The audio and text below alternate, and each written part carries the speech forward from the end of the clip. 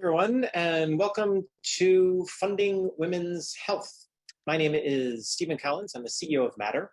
Today's program will be a conversation about unmet needs in women's health, financing of women-led startups, and the role women play in making healthcare decisions.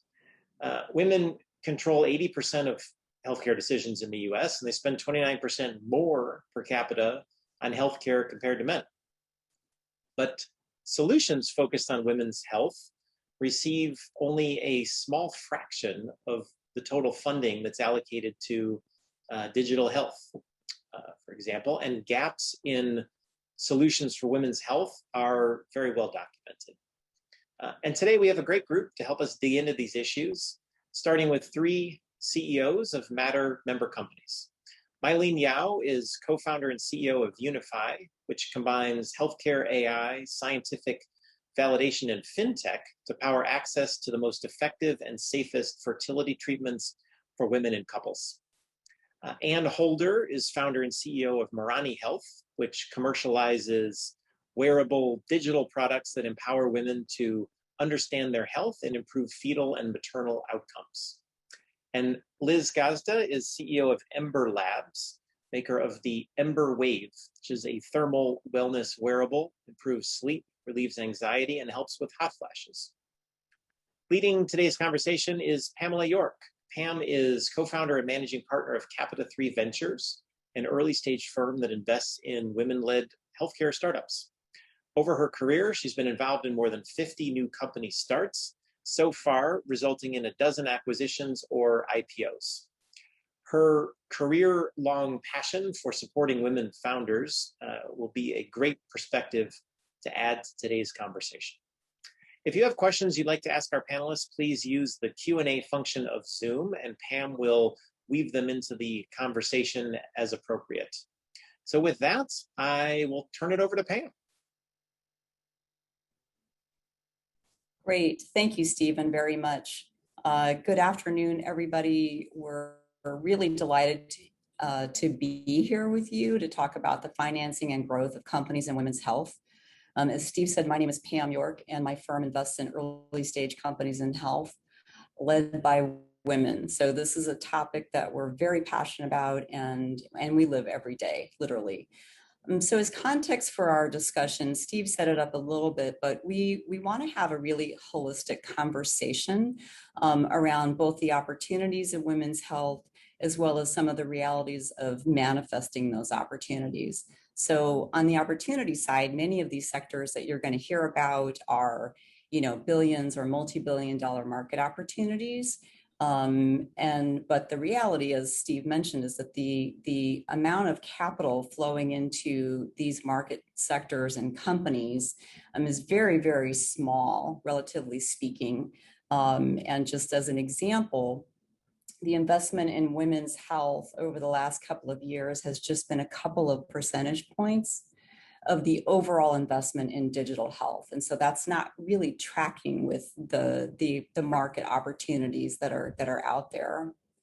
And then another piece of data, which you're probably familiar with, but that we'll share with you, is that if we broaden out beyond women's health and just look at women-led companies in general, those companies as well are only receiving a couple percentage points of the overall, many, many billions and billions and billions of dollars invested in venture capital financing.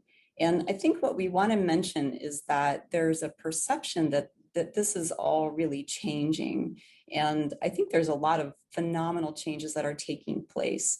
But if we look at the 10-year history of capital flowing into women-led companies, it really has been hovering around that 3% for 10 years. So I think that just tells us that there's a lot more work to do to really make changes there.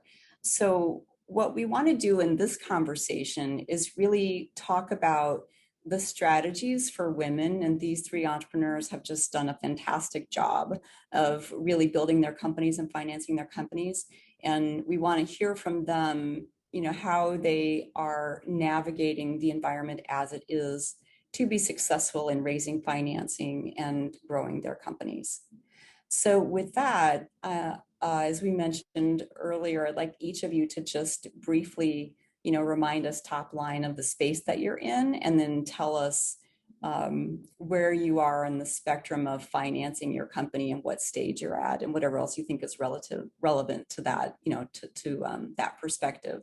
So Anne, why don't we start with you? Sure. So I'm Ann Holder. I'm the CEO of Marani. We are in the prenatal and postpartum care space, bringing some technology to really improve outcomes for use in the home, hospitals, and clinics.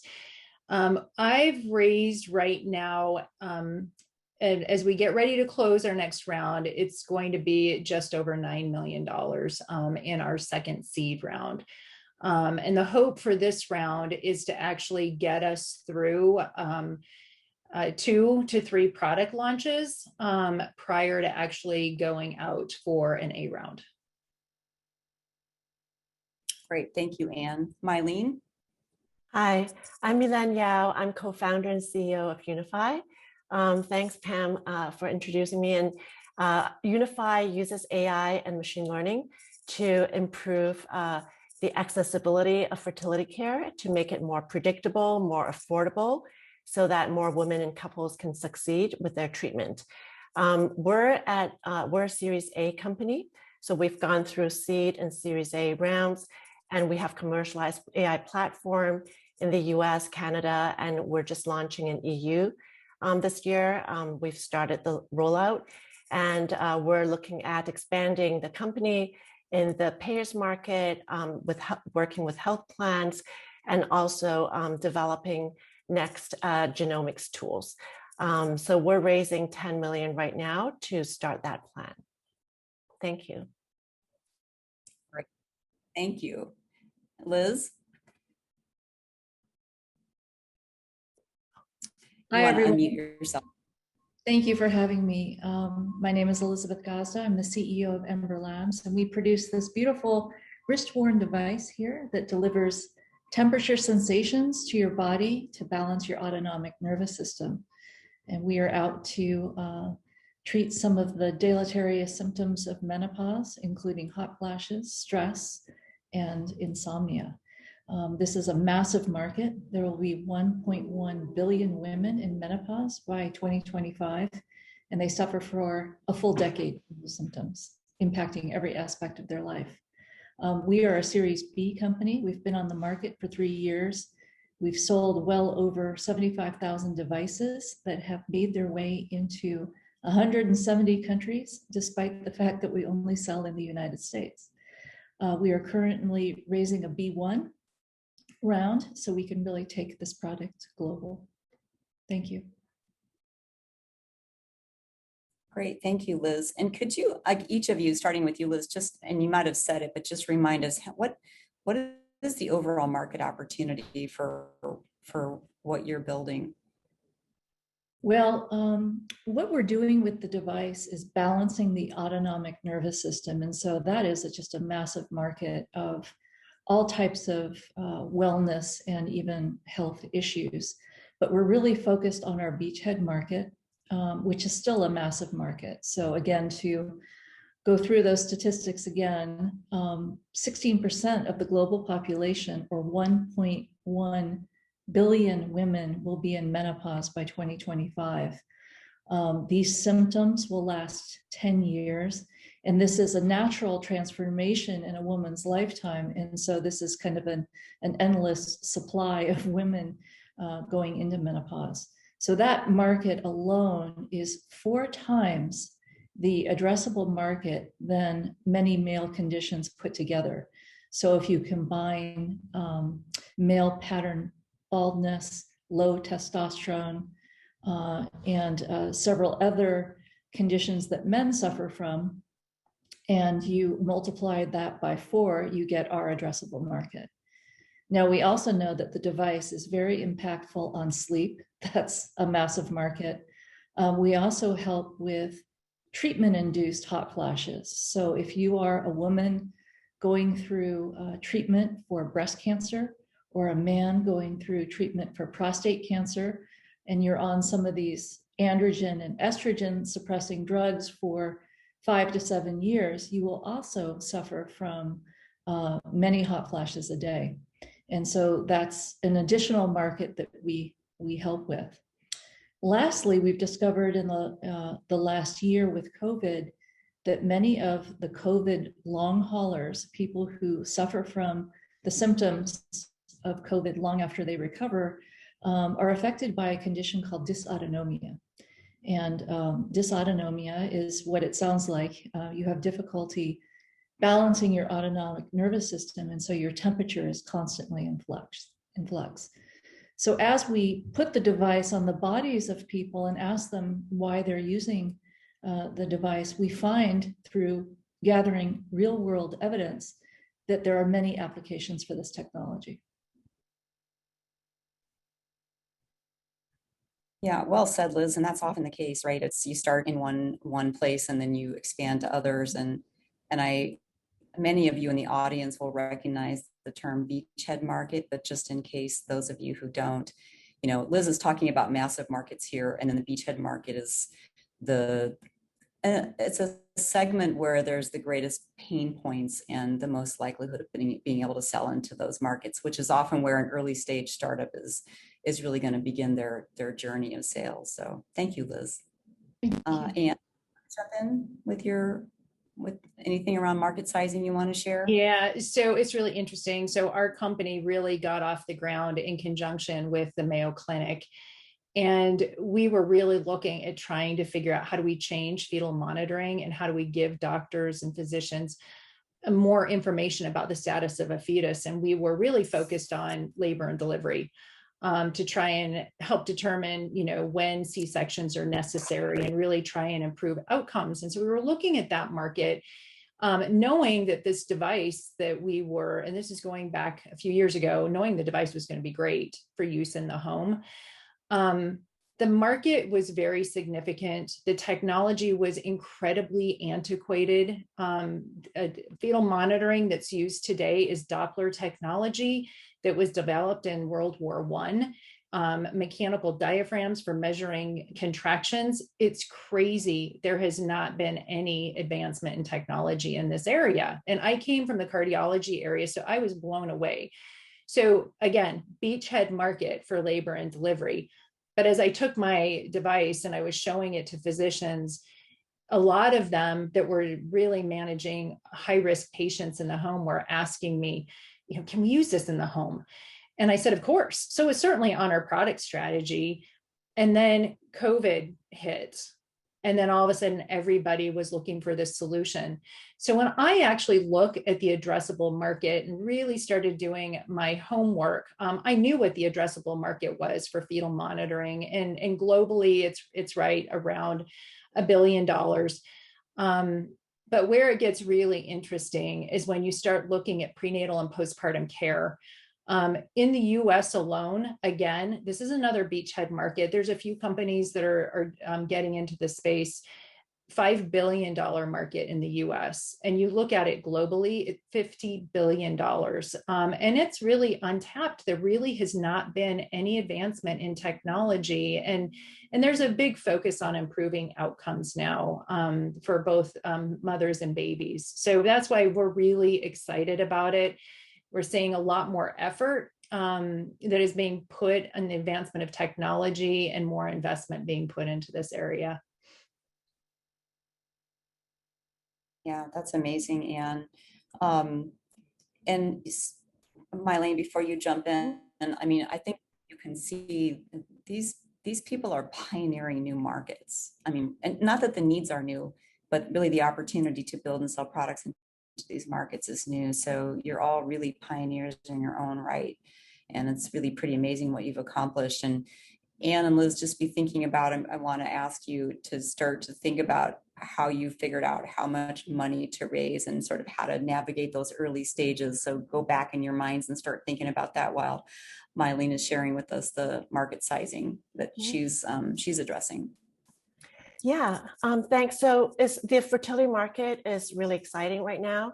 A lot of people have heard that is expanding rapidly, and there are all kinds of projections, but the ballpark is around a projection to expand to about 40 billion by 2030. And maybe it's just some numbers to put into context. In the US, there are about 7 million women and couples with clinical infertility that need medical care in order to have a baby. But fertility care is actually needed by way more people than just the traditional patients that have clinical infertility. For example, there's an expanding community of LGBTQ individuals and couples that are looking to have their own biological family, and more health plans and employers actually supporting that family building, which is great. And that's what fertility care and IVF is really great for. And also, as people learn about genetic mutations that that they might have and want to avoid passing them onto their children, fertility care, especially IVF, is again a way to have healthier children for those families. And then you think about women and men that are have to take on medical treatments, such as for cancer, that might impact their fertility. And then they have opportunities now to preserve their fertility in advance of having those invasive treatment. So we're looking at a very rapidly expanding, now it went from 7 million women couples to over 10 million, and worldwide that number is around 150 million and above.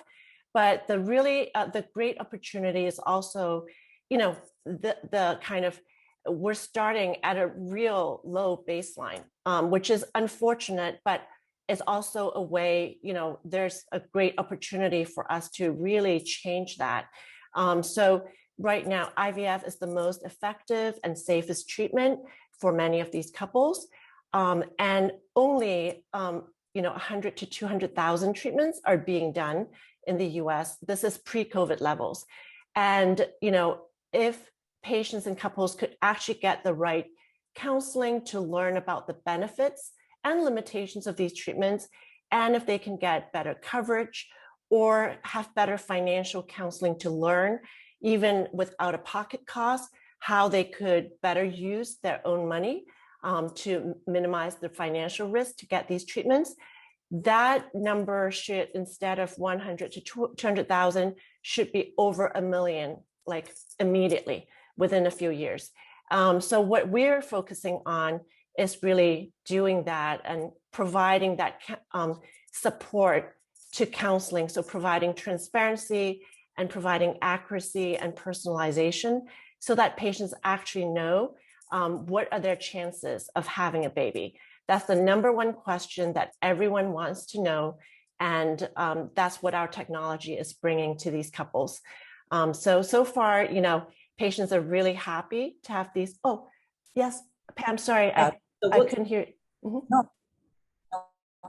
I know I have a latency, so we'll get into some of those details later. So sure. Thank you so much for sharing. Mm-hmm.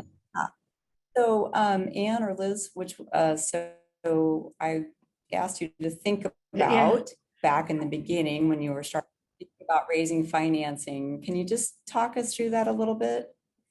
Yeah, I can start. So for me, what I needed was I needed some seed money. I actually started with a bridge note just to help cover the costs of some initial prototyping.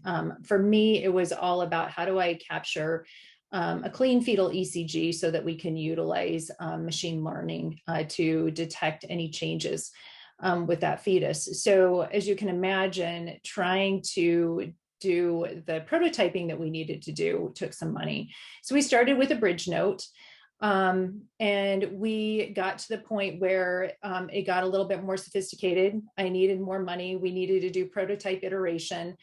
And then we also needed to start putting the software platform around that. So what I did was I, basically built a plan looking at what do I need to do? What are my milestones? And if I'm going to do this, how long is it going to take me? How much money am I going to need to do this? Who needs to be on the team? Who are going to be my partners? Both, who am I going to have employees to help me do this, or consultants and firms that are going to be working with me? So I really looked at my milestones to really have a good picture of what do I need to do in 6 months, 12 months, 18 months, and then started building that. So I actually went out and did my initial seed round. And quite honestly, that was the hardest part for me, just because I didn't have the network for fundraising. And I can get into more details around that later, but that's really how I put the plan together. So at least I knew what I needed to raise for that first seed round. And it's pretty much the same process as you go forward.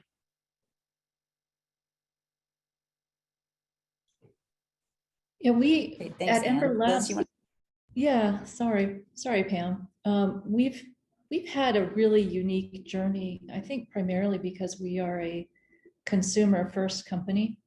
So the origin of the company, the company started at MIT, and the founders entered a Intel sponsored wearables competition that they won. So the company was really started with the prize money. And that prize money was used to develop the product over the course of a number of years, because it's a pretty difficult technology to develop. And then the product was launched on Kickstarter. And the company was remarkable in the sense that the founders set a goal of trying to reach $100,000 in revenue. And I believe that was reached by 9 o'clock in the morning. And they went on to make $635,000 off of that initial Kickstarter launch. That really funded the production of the hardware and the commercial launch of the product. It was at that time that we looked around and said, okay, what do we need from a real Series A round? And we were able to scoop up that capital. And then we really run the business in an incredibly lean way as entrepreneurs. I think it's because several of us come from bootstrapped companies where we had no capital infusion. And so we've been able to do everything up to this point with only $15 million raised, which is quite remarkable for not only a consumer first hardware company, but for one that really has to produce a hard good and ship it. What we've been doing over the course of the last raise, our Series B, is we focus on value inflection points. So with every raise, we lay out what are the major achievements that we need to reach in order to dramatically increase the valuation of the company. And so thinking about, we proved out the consumer market and the traction with primetime women. The next set of questions that we got from investors was really focused around clinical validation. And so we shifted our investments towards clinical validation and partnerships. So always looking at what will it take to convince the next set of investors that we are worth their time and money. So Liz and Anne, if you were to summarize, how you figured out, how much to raise and what that was going to allow you to do, would you say that it was a combination? I mean, you're getting customer feedback, whether it's an investor, whether it's a customer, whether it's a strategic partner, you're getting feedback from them and they're telling you, here's what we need to see in order to put money in. Is that a fair statement? Yeah, it's very fair. And I would say for me, it was strategic partners and investors that really were helping kind of set that stage for what do we need to achieve. Going back to exactly what Liz just said, it's all about those significant valuation inflections and how quickly we can get there, because you do want to have those as you move through your subsequent rounds. Yeah, exactly. It's about deciding what is really going to move the knob or turn the knob on your value in the next 12 to 18 months, and then ensuring that you've captured enough capital to get you there. Mm-hmm. Always with buffer, right, Anne? Yes. It always so takes long. Mylene, would you say? Yeah, I can share a bit of how we went about this. So it's a bit different. We're a B2B business. When we first started out, the biggest proof point that we had to make was to gain the trust of providers, because this is a tool that they're going to have to use with their patients. So they must, be able to trust it, or even trust us with the data, trust us with the model predictions. So we established some large collaborative research projects with not just US providers, but globally as well, because IVF is such a global community at the professional level. And it was really important for us to publish research papers, which we did, to make it very transparent, so doctors know what methodology we use and can trust our validation approach. And in fact, through that process, we really, established ourselves as the only group that has this highly scalable platform. And we actually developed a lot of the model validation metrics specifically for IVF. And then in our next step, in those early stages, we had raised seed round, and a mix of, like you guys, mix of seed round, convertible notes, and seed. And then we actually had to obviously do our clinical proof points. So what is the impact when this counseling tool is being used in actual practice? So there we actually sold to our initial clients in the US and gained a lot of business analytics and also clinical outcomes, and established that patients benefited, had good response to this tool. And also the most important thing for us was that the counseling helped more patients to move forward with treatment. And it also helped them save money when we help the doctors to offer pricing program that is, truly value-based. And as a result, we have established some commercial, really good commercial milestones with business metrics and also clinical metrics. And in this next step now in our fundraise, we're talking with VCs and potential strategic partners as well, and looking to really scale this. As we have already helped consumers reduce costs by about a third, that mechanism can be translated to health plans and payers to really help them better pay for IVF treatment and other fertility costs, so that more health plan members can actually succeed and have a family, and while reducing the cost as well. So all those mechanisms and metrics are in place. And the next step is that we're looking to really scale that with larger partners. Great. So anything else that any of you would add about, so you're hearing there's a lot of work to understand, here's what I need to do in order to raise the money, and then in order to get to the next round of financing. That's what these three are talking about.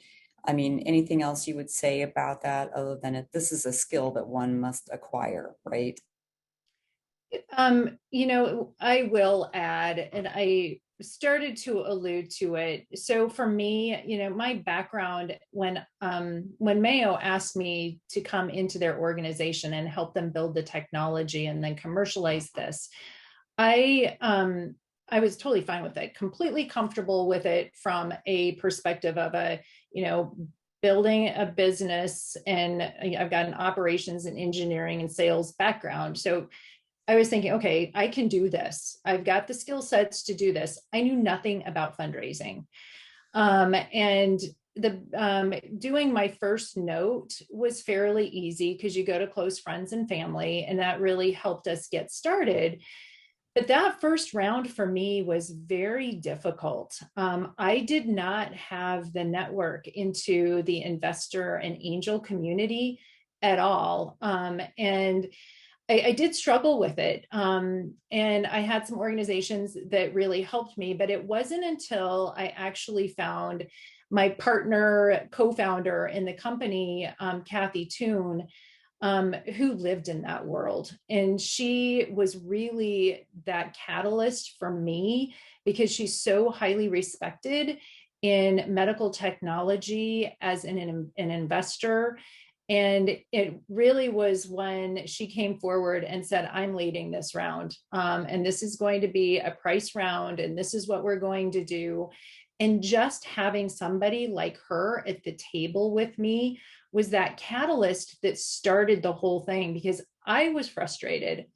And there were a lot of things that were said in meetings about, just questioning the need for new technology in this area. And it sounded a little old school, and I was frustrated, but I needed to have the doors open for me. And so having that mentor in an area that I just wasn't familiar with was really, really critical. And it completely changed the trajectory for the company.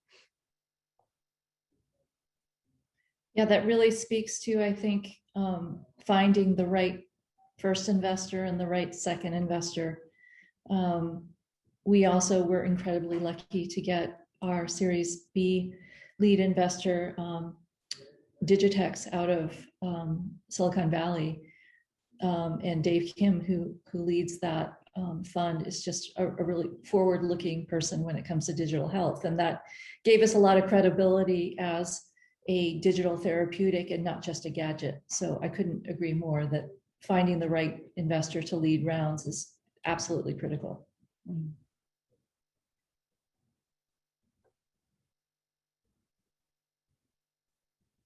You've all raised significant capital now, and so you're a ways from those beginning days. But what we always tell founders is that in the early stages, it's all about the founders and the CEO, because there's no operating history really to look at. So it's really about the person. So I'd love to hear each of you share, what is it about you that is so compelling that these early investors stepped in to support you? And I know we often don't like to talk about those kinds of things ourselves, but I think it would be very valuable for the audience to hear, how you were compelling and compelled others to invest in you. What's your leadership persona? How did you approach it? And whatever else you think would be important to say. Maybe I'll start. So I think, really fertility is something that can be complex, and our goal is to make it easy for the patients. But on the kind of the back end, you really want to do things right, both clinically, scientifically, and also linking that to how to help people reduce costs. So these are all really important, elements to having a successful product in the fertility space, and also having that empathy, that provider empathy, because this is a B2B tool, is a tool that's going to be used by providers. So having that really deep understanding of what do the providers worry about, what are their concerns, what matters to them, what makes a difference in that counseling. I think those are, all within the realm of expertise that I have from my prior, work. So I started out as an OBGYN, did my fertility specialty training and scientific research. So I think putting all of those hats together in one as a co-founder and CEO really helped to, get investors to feel confident about the company. And so for me, I think it was about my background and some of the work that I had done in the past. And I just really had a different career path where I actually had engineering experience, operations experience, wanted to get into a role where I would drive revenue. So I actually transitioned and was lucky enough to transition into a sales role where I could use my engineering skills, and then ended up in med tech, where, and that's been the majority of the back half of my career, where I could really focus on technologies that gave me a lot of passion. And in those roles, I was in sales and strategic partnerships and finance and business development at all different levels of a large company. And I think, and actually even building business segments within the large company. And I believe it's that well-rounded background when you're talking to investors is like, okay, she understands this space, and then can communicate the need. Because when you really understand the need for what we are doing, and how old the technology is, I think that's probably what really helped get a lot of things over the finish line for us. And I really agree with you about having a skill set that is, say, generalist, and having exposure to many different aspects of an organization. So that is also my background. I have worked at large multinational companies. I've also been a founder myself. I've bootstrapped a company to exit, and have a lot of cross-functional experience. So I think that's very attractive to investors. I know how to talk to big corporations. I know how to operate in a small organization. Also, I come from a background of highly competitive sports, and the one thing you learn from being an athlete is just to be tenacious and never give up. That's one aspect, but also to understand that it really takes a high-performing team. It's not one individual, it's a collection of people who are there and share a vision. And so one of the things that I'm proud of is the team that we've been able to build that is diverse. It looks like our customer base, it represents our customer base. It represents the type of team that our customer would want to see. What I think is really interesting in listening to you all speak is that you're incredibly compelling people, and who have done amazing things, but there's also I think a degree of humility and really being focused on solving these really, really hard problems. And I would say what we always tell founders who are starting on this journey, that, sort of finding your own place to stand in a sea of people who maybe don't always look like you or act like you, finding your own place to stand that's in integrity with who you are as a leader, but also allows you to navigate, the world as it is. And I think you're three tremendous examples of that. And the confidence that you exude is really, it's delightful to see. And I would just say that we're always telling founders these people have accomplished track records, no doubt about it, but there's no substitute for confidence, being that really confident, compelling person, because in the beginning of your journey, there's no operating history and it's just you. And so you have to be passionate as necessary, but not sufficient, very competent, very compelling, and able to tell the story. So with that, I think it's worth kind of stepping into the space of what strategies did you deploy, or did you not have to make any changes as a woman entering the venture capital environment in women's health? Lots of challenges there. Anything that you would want to share about that, or maybe you just were yourself and things went well for you? Anybody jump in? Well, I can. Want to go ahead? Okay, Sure. Just a really brief story for me. I was really new in this. I was still working as an EIR capacity at Mayo, and I did get selected for an incubator. And there was an older gentleman there, and I was, I was really frustrated because I know how to sell. I'm, great salesperson and have been. And I was like, okay, I can tell a story, I can sell. And I was really, something is basic that I just didn't think about because I was so passionate about the technology and what we were doing. I sat down with this guy in this incubator, and he's got a track record of multiple exits. He was one of the early guys back in Apple, just a wonderful gentleman. And he listened to my pitch and he said, "Anne, there's no emotion."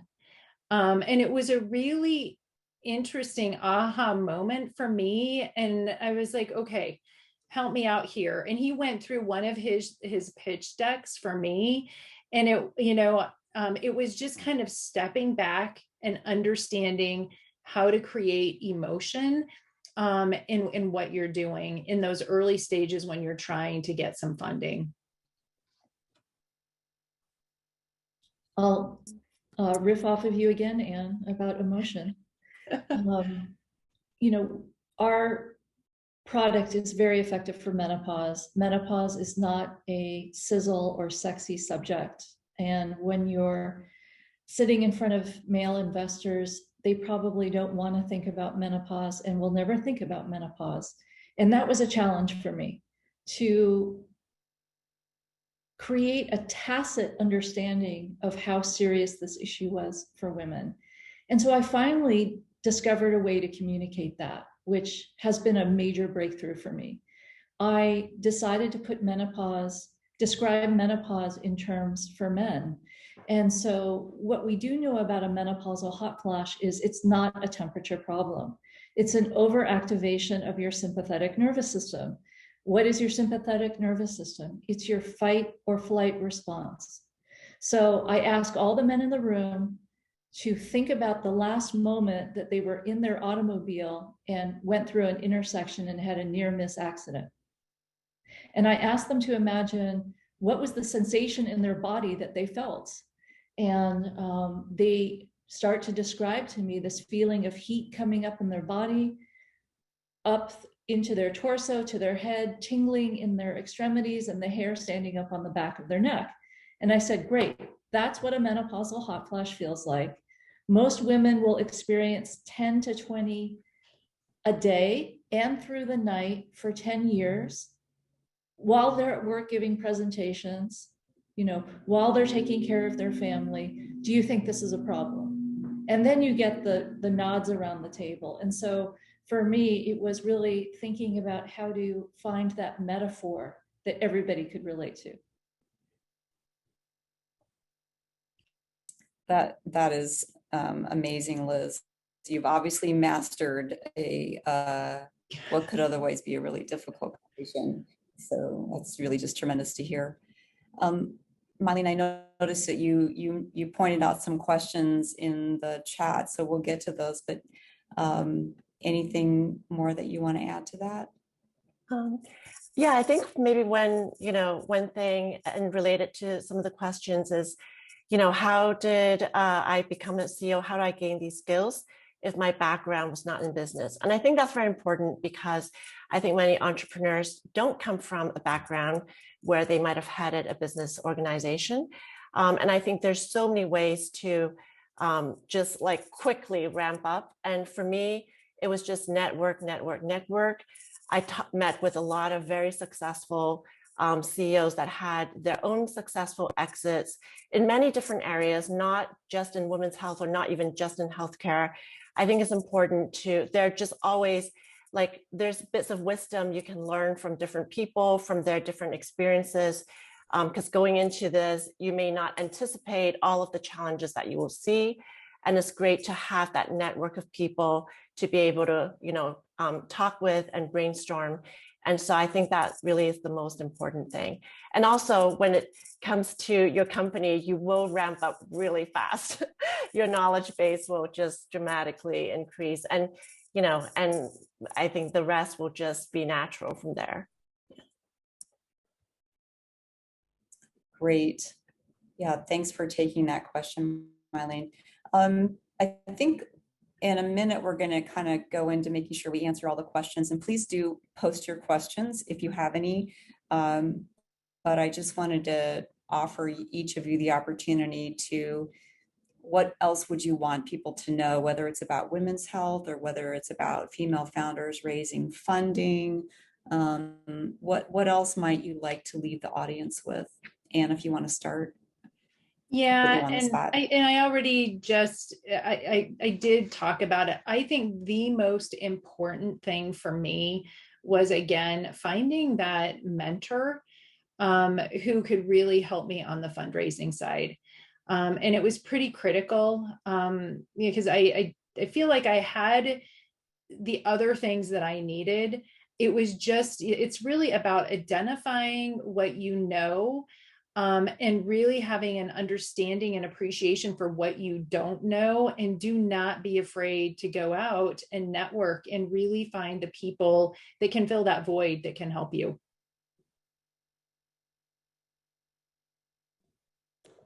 I would like to just say that I'm so pleased to see all these emerging femtech funds that are investing in the space, and also funds that are specifically focused on gender parity when it comes to raising capital. I would say what I'm finding as I'm raising a growth round is that we're missing that next stage. So I can capture the interest of the seed and Series A funds, but finding the bigger check for a company of our size has been very difficult. And then to beat my more societal drum, I'd really like anybody on the webinar to think about what's happening as a society if we don't address menopause for women, and this, really 1/3 of their life affected by this condition. We're essentially putting women in a position that they are leaving the workforce and organizations and institutions when they finally reach the top of their game, when they're finally at their highest earning potential and they don't have the responsibilities of raising a family anymore. They're really thrown into this situation that's very difficult to deal with. And menopause is still considered a disease state and is coded as a kind of in the same category by doctors as incontinence. And so we have a long way to go here. And so I just want to beat that drum a little harder.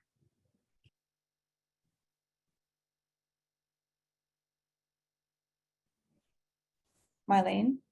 Yeah, it's good to really see. I think there's so many new companies now in femtech, women's health, and I think I see a lot of creativity. A while back as a clinician, I saw all of these problems that have not been solved, and I see a lot of creative solutions. I think together we will be successful, and I think hopefully, I think we'll be successful in time for us ourselves to benefit from those health solutions, and also I think for our children. So I think I'm really excited about that. Great, thank you, Mylene.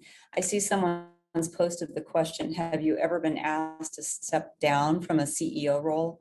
And how have you been able to convince people that you're the right one? So if you haven't been asked to step down, any thoughts or comments on that?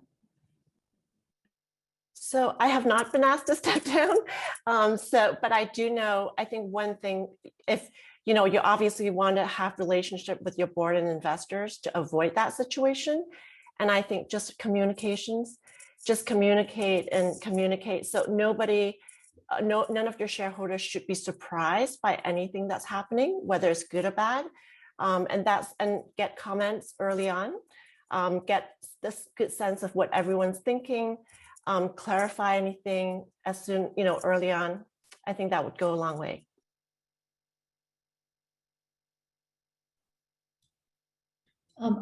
I have not been asked to step down, but I always prepare myself for that because organizations go through a natural evolution. And actually, as I run a company, I'm always thinking about who should succeed me. And because that's a very important thing, my first obligation is to my shareholders. And if there's a better person to lead the company, I need to think about that and be open to that. So that's just my philosophy, personal philosophy.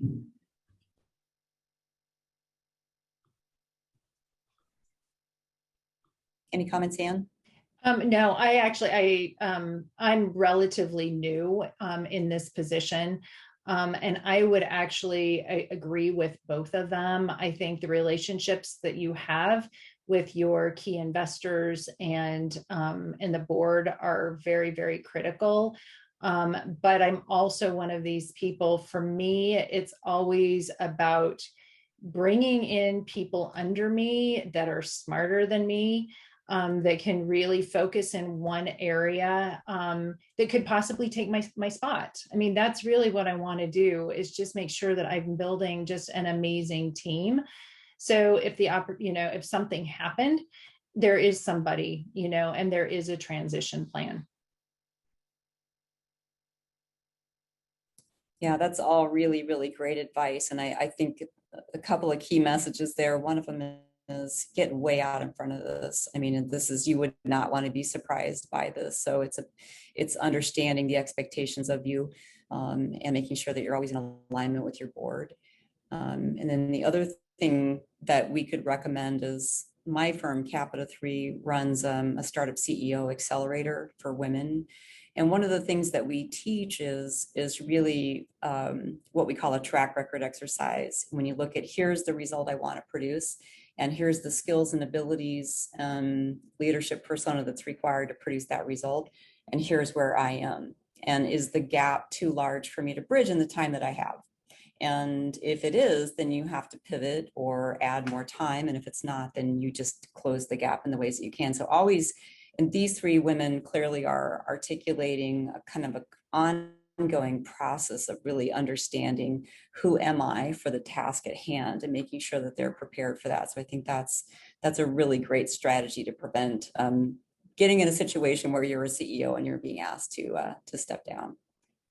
I think another question was, I think it was in this vein of what have you invested in early on that really paid off? And I'm assuming that's a broader question than an actual venture capital investment. So any examples of someone or something that you invested in or kind of placed a bet on that really paid off for you?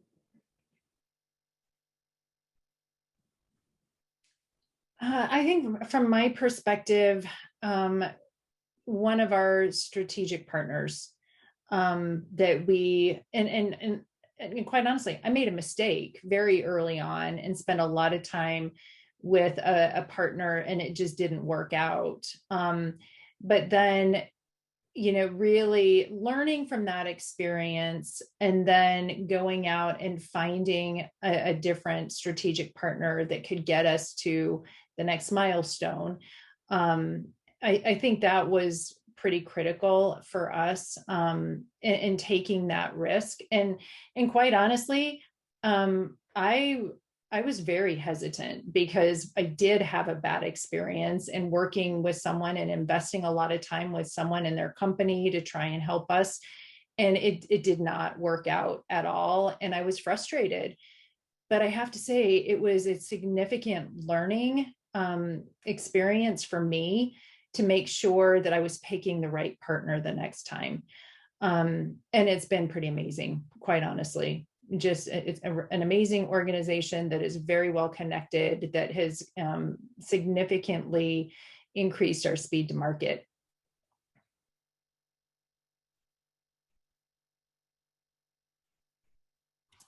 We had an experience where we were in desperate need of investment because of where the company was, but it was very clear that this particular investor was behaving in a way that was not aligned with our culture and our values.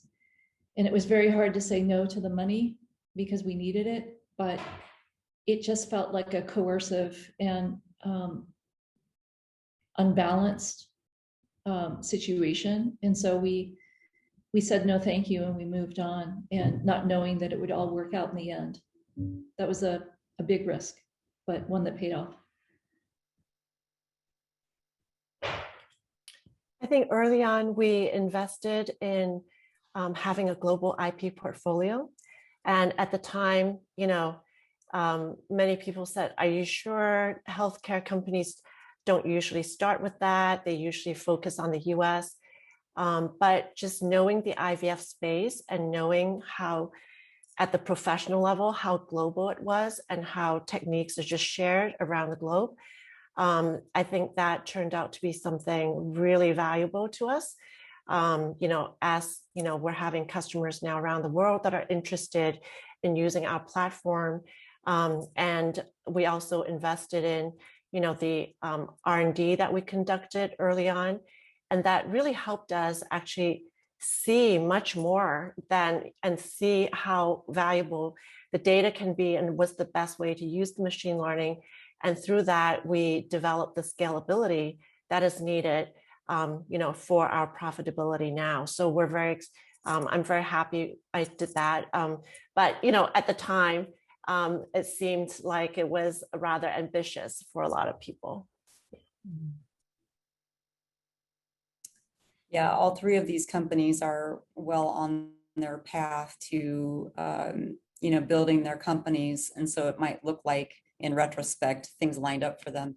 But I'm sure every single day they're living these decisions where it's unclear what is the right thing to do. And so I think we can all agree that, that ability to fail fast, that ability to say no when it's really painful to say no, when you don't have an alternative and you just have to have faith that a better alternative is going to show up. That's equally important as, placing the right bets when there's not sufficient information. We can all agree to that, right? Yes, definitely. Yes. So, well, wonderful. I think we're coming up on the end of our time. I think we've answered most of the questions. So,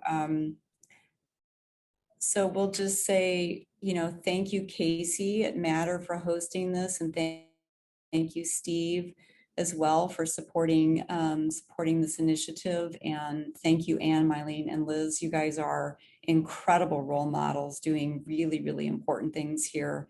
And it was just my honor to be here with you. So with that, thank you all very much. This is the end of our session, and all the best to you, and we'll see you next time. Thank Bye-bye. you, Pam.